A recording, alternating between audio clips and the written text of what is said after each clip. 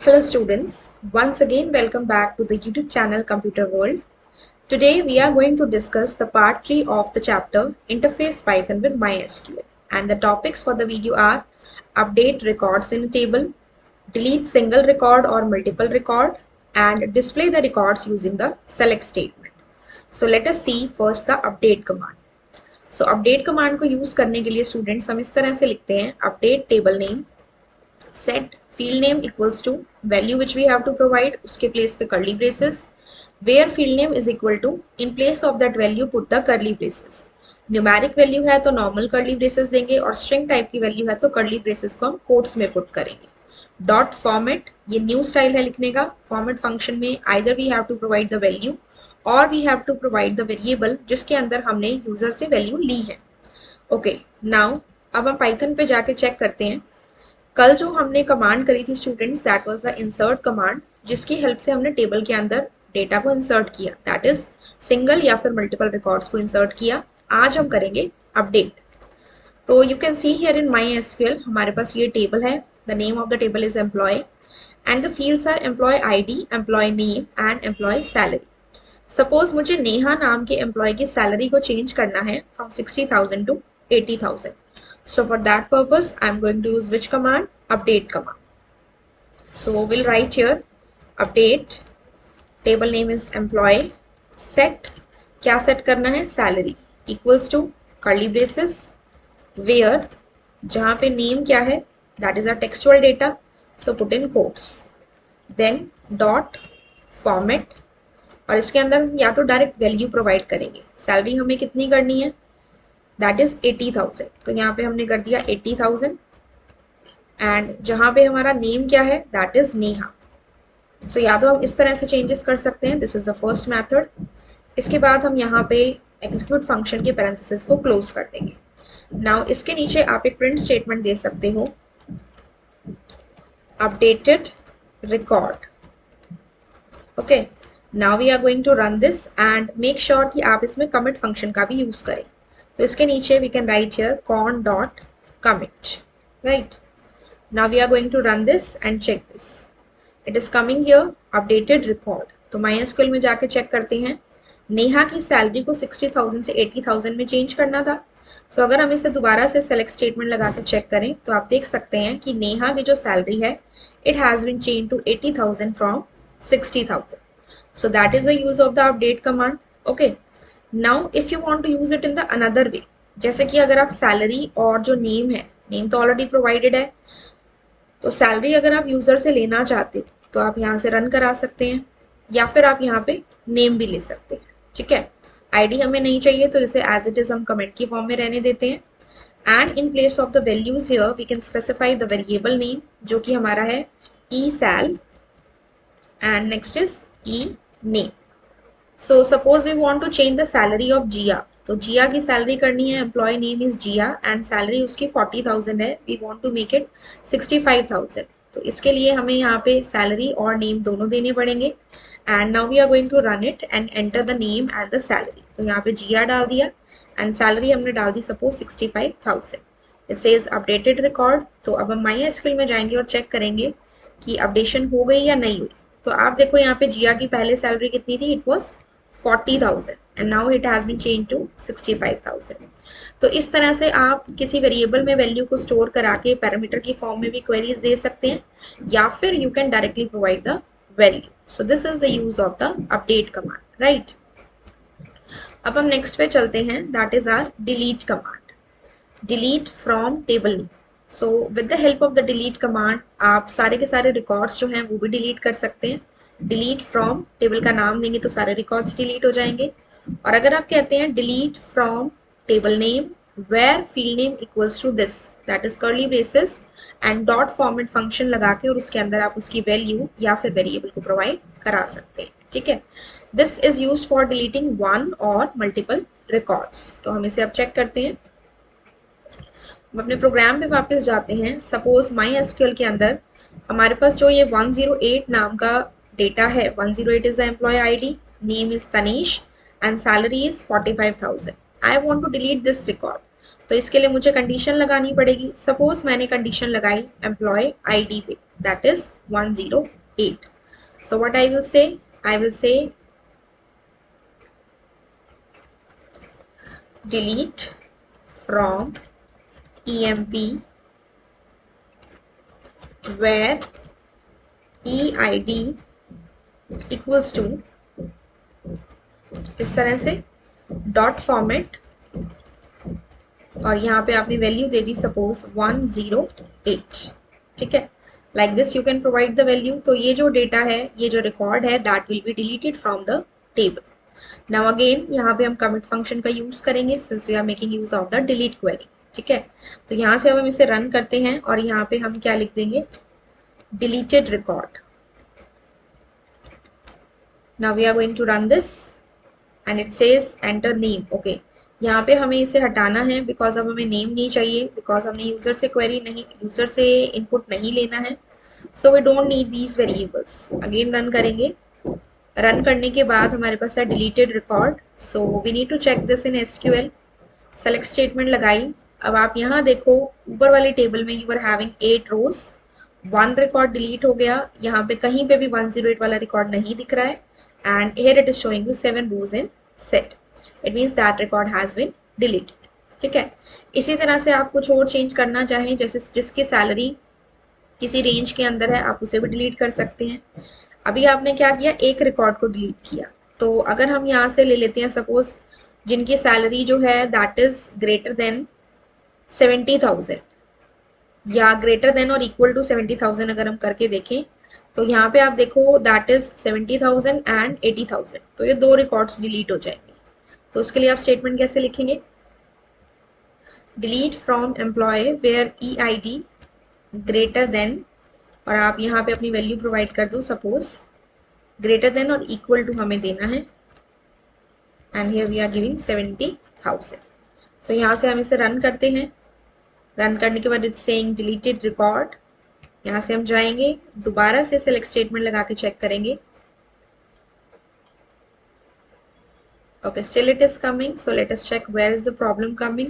Okay, here we have written EID, that should be ESAL. Okay, run किया हमने इसे, deleted record, now we'll check it once again and यहाँ पे देखिए record delete हो चुका है। एक तो ये किरण का रिकॉर्ड था and one was of Neha, so both the records have been deleted। अब हमें इस टेबल में शो नहीं हो रहे। Understood this thing? So this way आप मल्टीपल रिकॉर्ड्स को भी डिलीट कर सकते हैं with the help of delete statement, और आप अपनी यहाँ पे वैल्यू यूजर से भी लेके प्रोवाइड करा सकते हैं।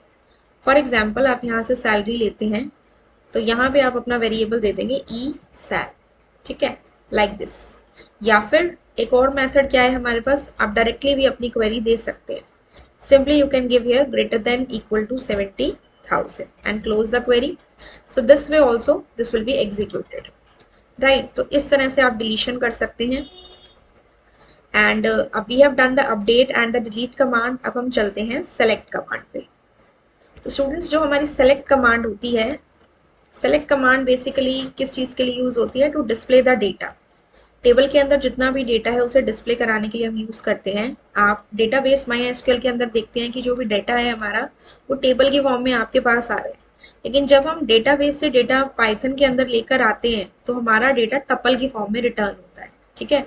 अगर आप उसमें फॉर लूप नहीं लगाते हैं तो डेटा आपका लिस्ट ऑफ टपल की फॉर्म में आएगा, और अगर आप फॉर लूप लगाएंगे तो डेटा आपका टपल की फॉर्म में आता है। Tuple by tuple the rows will be retrieved. So the command is select star from table name where field name equals to curly braces dot format value slash variable। तो हमने update, delete और select statement को new method से किया, और ये जो select statement हम यूज कर रहे हैं जब हम डेटाबेस की कनेक्टिविटी पाइथन के साथ करते हैं, उसमें जो स्टेप होता है एक्सट्रैक्ट द रिजल्ट सेट, वो इस मेथड से होता है, दैट इज इस क्वेरी से होता है। Select statement, select star from table name where field name equals to curly braces dot format the value or the variable। practically करते हैं हम इसे। now you can see here this is my table। suppose I want to display those records where employee ID is greater than 102, ठीक है। तो उसके लिए हम क्या लेंगे, select star from EMP where EID greater then 102 लेनी है, तो आप या तो इसे ऐसे भी दे सकते हैं सिंपली लाइक दिस, तब भी आपका आंसर आ जाएगा। अब हम इसे न्यू मेथड से कर देते हैं, ग्रेटर देन के साथ हम कर्ली ब्रेसेस लगा देते हैं, dot format, and here we have to provide the value, that is your EID should be greater than 102। तो आप इस तरह से इसे दे सकते हैं। एंड यहाँ पे हमें यूजर से इनपुट लेने की जरूरत नहीं है क्योंकि यहाँ हमने ऑलरेडी वैल्यू ले लिया है। सो this way the data will be executed, right. And commit function is mainly required जब आप अपने टेबल के अंदर चेंजेस कर रहे होते हैं using the insert, delete and the update statement, ठीक है। तो यहाँ से हमने एक क्वेरी लगाई एंड यहाँ we can say displayed record। अब स्टूडेंट्स इसके लिए जब आप सेलेक्ट स्टेटमेंट को यूज करते हैं तो डायरेक्टली जब आप इसे रन करोगे तो आपका डेटा डिस्प्ले नहीं होगा। It is showing displayed record लेकिन डेटा डिस्प्ले नहीं होगा। तो इसके लिए हमारे पास कुछ फंक्शंस होते हैं, that is 3 functions, fetch all, fetch one and fetch many. तो यहाँ पे हम क्या कहेंगे, a इक्वल्स टू कर dot fetch all. Fetch all means आपको सारे रिकॉर्ड्स टेबल के डिस्प्ले कराने हैं जो इस कंडीशन को सेटिस्फाई करते हैं, ठीक है।